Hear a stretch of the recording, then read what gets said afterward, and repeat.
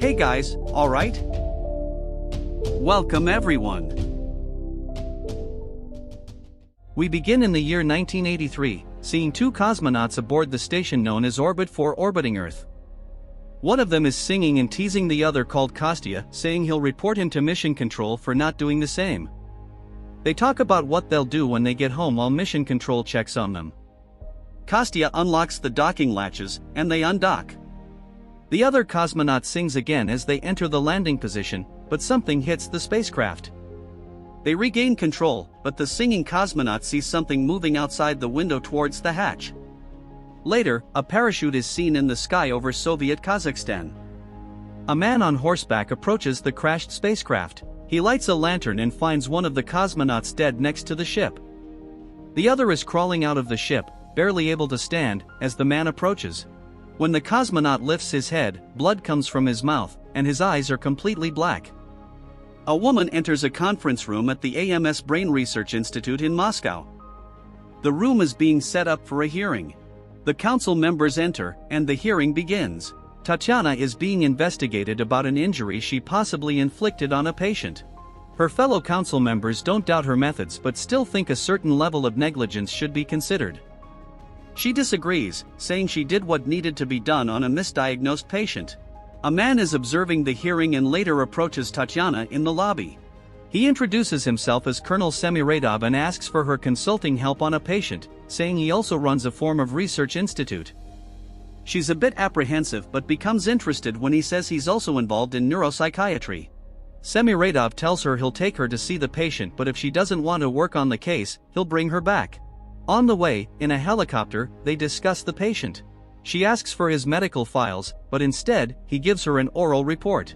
He tells her the patient is one of the Orbit 4 cosmonauts and explains that certain things were omitted from the media. Kostya seems to be suffering from episodic amnesia, not remembering the incident that happened in space before the ship landed. She asks if she should sign a non-disclosure agreement, considering the cosmonaut, a Soviet national hero, may have lost his mind. They arrive in Kazakhstan and take a car to the Scientific Research Institute. Once there, Semiradov informs her she can move freely in 90% of the institute, and after obtaining her authorization, she could enter the restricted area as well. They enter an elevator that takes them to an observation room.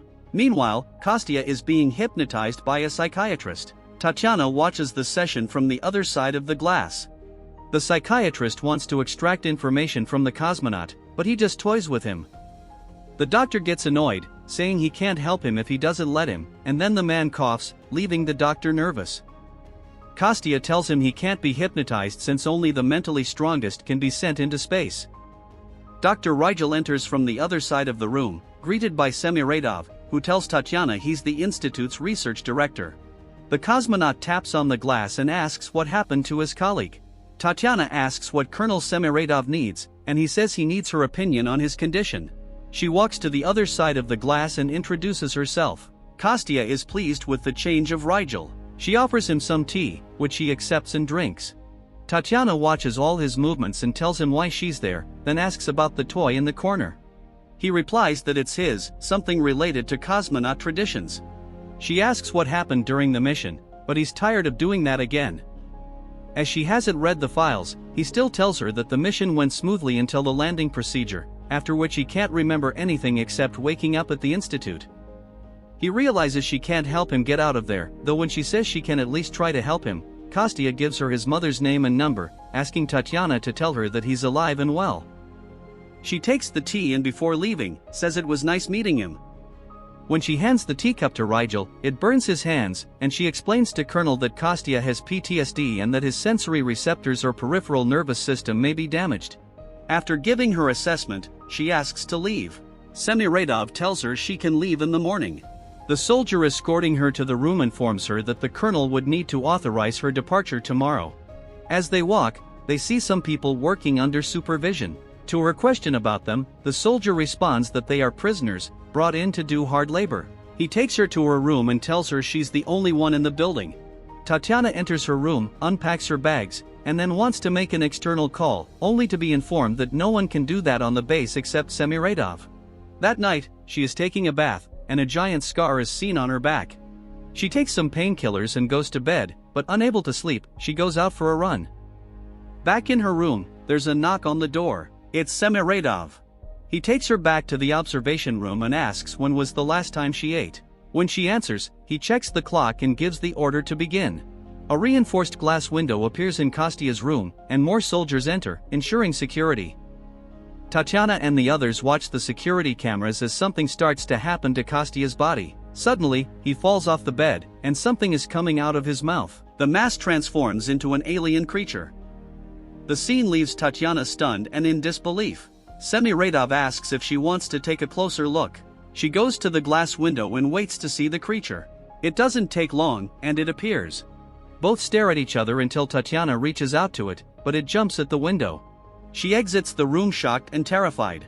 Semiradov rushes to her and says the creature is not of this earth. Tatiana wants to know if Kostia is aware that there's a creature inside him, but apparently, he doesn't know. The colonel wants her to find a way to separate the host from the parasite, or she could leave and sign the non-disclosure agreement. She asks why he chose her for the task, and he replies that it's because she's willing to take risks. In his mind, this would save their national hero. Tatiana asks for the videotapes of the creature, Kostia's testimony, and all the notes they have. She will need to have 2 sessions a day with him, 1 hour each. The colonel is pleased that Tatiana has stayed. Tatiana goes through the documents and finds out that the cosmonaut was first placed in a rehabilitation center, but the creature emerged on the first night and killed a medical technician. Then they brought him to the facility and started trying to separate the man from the creature, although nothing has worked so far. Without the creature inside him, the cosmonaut's vital signs drop, but with the creature inside, he has incredible regeneration capabilities. When the creature is incubating, it takes up very little space inside Kostia's body. And outside the cosmonaut, it can reach up to 1.5 meters. Coming out of his body, it releases a toxin that knocks out Kostia, and once it exits, it can stay out for almost 2 hours. Its departure time has remained consistent every night. Tatiana wonders if it could be a parasite or a symbiote. Kostia is seen exercising in a gym, under a doctor's supervision, who tells him not to overexert himself. The cosmonaut says he generally feels fine but just has a slight itch in his throat. Later, Tatiana is looking at images of the creature and jotting down some numbers. Rigel enters, and she asks about the whereabouts of Kostia's son, but he doesn't really respond. Then, she asks what the creature feeds on, and he says it feeds on the same things Kostia eats. She tries to establish a rapport with the doctor, but he brushes off her attempts and tells her to speak with the colonel. In Colonel Semiradov's office, she calls the orphanage where Kostia's son is living. The next day, Tatiana enters Kostia's room for their session. She tells him that the people who brought her to the institute think he's lost his mind and that he killed his co-pilot. Rigel and the colonel are listening from the other side, and the doctor is not happy with her questions, while the colonel is puzzled. The cosmonaut questions why they would think that about him and if that's the only reason he's being kept behind reinforced glass. She asks who he really is, and in response, he says he's a hero. Tatiana antagonizes him about the heroism of spaceflight and quickly moves on to ask about his son, saying he abandoned him. He's offended and asks her to leave the session. From the other side of the window, she tells them to test his endocrine system, thinking that if they understand his hormone levels under stress, they may figure out what the creature feeds on. Next, she asks the colonel to move him to the civilian area during the day so they can get a more realistic clinical picture. Semiradov complies with her request and gives Kostia a regular room. Tatiana enters his room and apologizes, explaining why she did what she did in the session. He tells her he didn't know about the boy, that he was informed of his existence when his mother died a week before the mission. Before leaving, he asks her one last question to tell him why he's really being kept there. However, Tatiana can't answer that question. That night, she enters the observation room to see the alien creature. She tries to knock on the window to get its attention, but then crouches down and waits for it to appear. When it does, she lies down, and the creature mimics her behavior. Tatiana disturbs the cosmonaut's toy when she gets up and notices the way the creature looks at it, then asks to enter the room. The colonel allows it, so she's suited up. She enters the room and puts the toy down for the creature. Immediately, it goes to it and wraps itself around it. Tatiana wants to touch the creature, but slips and falls.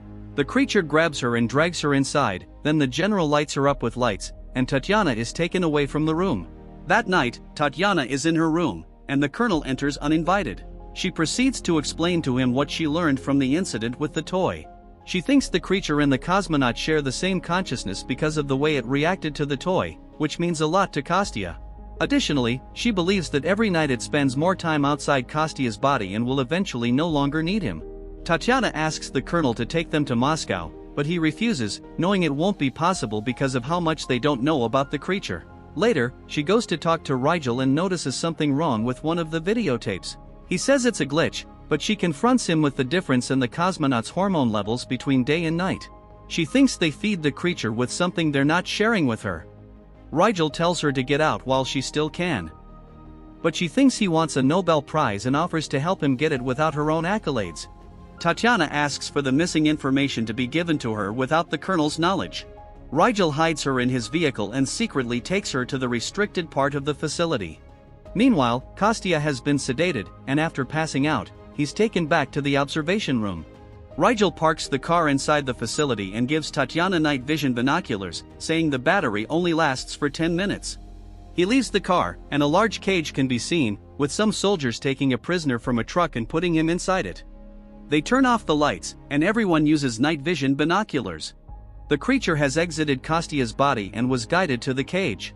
Tatiana watches it from the car as it approaches the prisoner, then attacks him and rips his head off.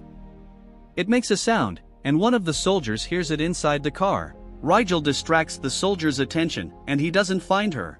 Later, he takes her back to the dormitory and gives her water, along with some additional information. He found out that the creature feeds on cortisol, the fear hormone released in the brain. But he tells her that feeding it with humans was the colonel's idea. She exits the car calling him a coward.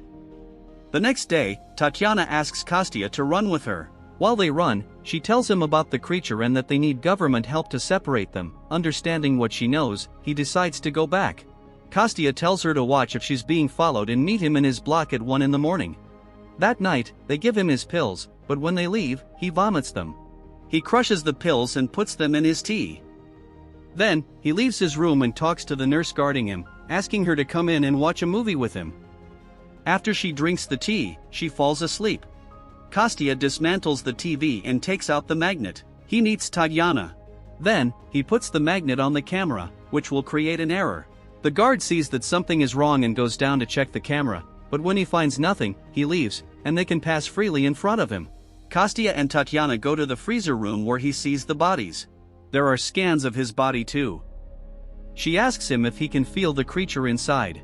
He says he is the creature and that he can remember everything in detail from what she saw. Kostya tells her that if Semiradov knew, he would never let him go. His co-pilot is also there, but he's alive. He begs Tatiana to help him, enduring 2 more weeks at the institute until a Moscow review board arrives, and he can be released. She asks him how he could endure the creature killing people for 2 more weeks. But, he asks her what she would have done in his place.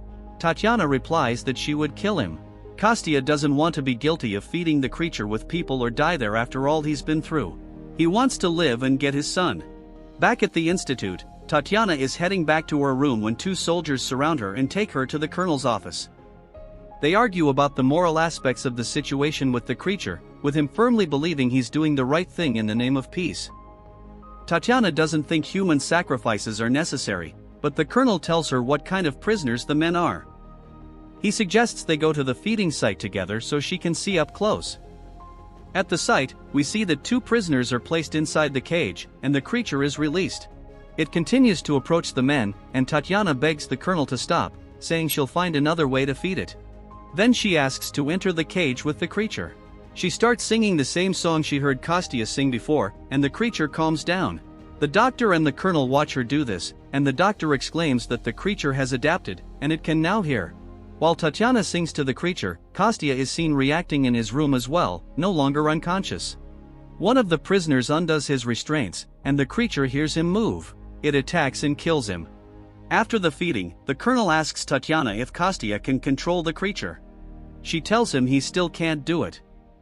With her help, Semiradov thinks they will eventually learn to control the creature. He asks her to set aside their differences. The next day, Tatiana is working in the room with the co-pilot when Rigel enters. She starts talking to him in Latin, asking him to help her and Kostya escape. He doesn't want to, but she tells him to be a man. Later, Rigel brings the sedative she needed but asks her not to tell anyone he helped her. Tatiana goes to the guard and knocks him out. Then she asks the doctor to help once again. He goes with her to get Kostya. When she enters his room, she finds him on the floor. She tells him the colonel will do anything to keep the creature there. Furthermore, she has found a way to remove the creature from him by injecting him with a combination of drugs that will mimic a specific disease. He doesn't want to do it, afraid that the creature has adapted and will survive outside of him. Also, he thinks the creature saved his life and tells her to leave him there because she chose him for some reason, and somehow, that's his punishment for abandoning his son. She tells him his son's name and age, then he changes his mind and goes with her. The doctor tells them there's a car outside and gives her the keys. Tatiana asks him to go with them, but he decides to stay. The two of them leave, and Rigel goes to the colonel's office to make a call to the authorities and give them information about the institute. Simultaneously, another soldier finds the sedated guard. They check the footage and see that Tatiana and Kostya are fleeing. The colonel orders a response team to be sent, to bring Kostya alive and eliminate Tatiana. The response team finds them and stops them. Back in the office, Rigel is still on the phone when someone tries to enter.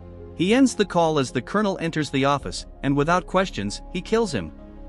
Meanwhile, Tatiana and Kostya are hiding from the soldiers when he asks for the syringe with the drugs. She tosses it to him, and he injects the drugs into his heart. The creature leaves his body and faces the soldiers. They shoot at the creature, but it starts killing them. Tatiana drags Kostya into a car, and they escape from the compound. Eventually, the colonel confronts the creature. He releases a smoke bomb and starts shooting at it. Both are injured, but the colonel shoots again. At the same time, Kostya spits blood in the car. Tatiana realizes he won't survive without the creature. He says they can still escape, but she drags him out of the car. The colonel catches up to them and asks her if she changed her mind. She says they've become fully symbiotic and cannot be separated, while the soldiers remove the creature from the trunk. The colonel takes the gun Tatiana was holding and immobilizes her, while the soldiers open the compartment with the creature. Kostya manages to control the creature, and it kills the soldiers. He then goes after the colonel and kills him too. Tatiana checks if Kostya is still alive while the creature crawls towards them. She doesn't kill it and goes back into Kostya's body. Tatiana tells him she can separate them if she can take him to Moscow. Suddenly, Kostya ends his own life, as the authorities to whom the doctor had called arrive at the scene. Days later, Tatiana is heading to Rostov, where the orphanage with Kostya's son is located. Tatiana enters the orphanage and tells the guard at the reception that she's there to adopt Kostya's son. A few moments later, we see Tatiana waiting outside for the boy. He comes out, and she greets him, and then they embrace.